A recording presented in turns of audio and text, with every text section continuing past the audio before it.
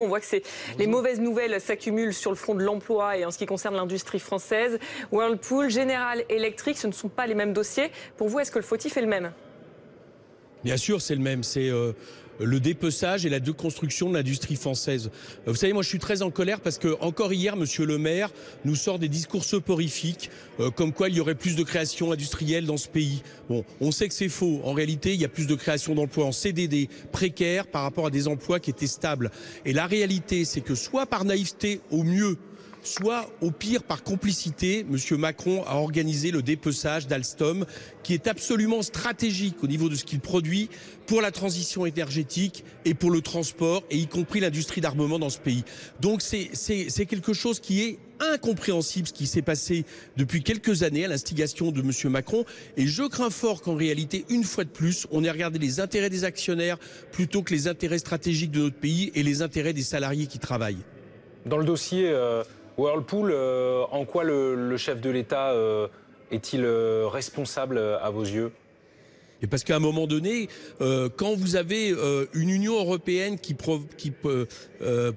provoque un dumping généralisé, c'est-à-dire on a un énorme espace de libre concurrence où chaque pays peut faire ce qu'il veut en termes de fiscalité, donc vous avez vraiment une concurrence qui est organisée, vous prenez des mesures, vous laissez pas partir une entreprise comme ça, parce que c'est exactement ce qui se passe. Whirlpool va être externalisé, alors que M. Macron avait dit qu'il s'y opposerait, au profit de ce dumping. Et alors pour Alstom, c'est à tomber par terre. J'ai entendu hier pratiquement Monsieur le maire cautionner le fait qu'on allait fermer Belfort sous prétexte qu'on ne faisait plus assez de turbines à charbon. Mais moi je lui pose une question, c'était vrai aussi à Grenoble pour le barrage hydroélectrique, c'est vrai pour les éoliennes en mer que General Electric est en train d'abandonner, ce qui fait que 4 des projets aujourd'hui de parcs éoliens en mer en France sont très mis en péril. Donc on voit bien que tout ça n'a aucun sens.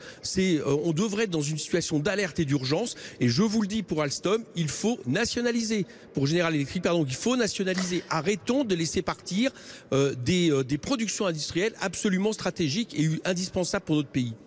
Vous évoquez cette explication qui a été donnée par le Bruno Le Maire, cette chute de la production de turbines à gaz. Il y a Sibeth Ndiaye qui évoquait ce matin l'évolution de la société, la transition écologique. Pour expliquer cette chute de production, la transition écologique, est-ce qu'elle peut se faire sans casse ?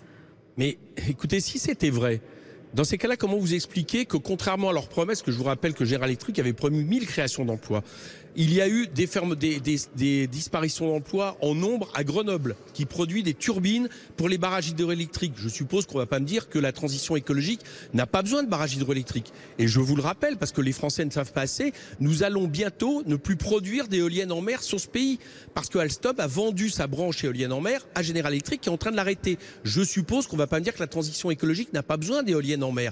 Donc vous voyez bien que tout ça c'est du blabla, des prétextes qui sont avancés pour camoufler en réalité une catastrophe industrielle qui a été décidée, voulue, organisée, assumée par M. Macron. Il en est l'unique responsable. C'est lui maintenant qui doit régler la question.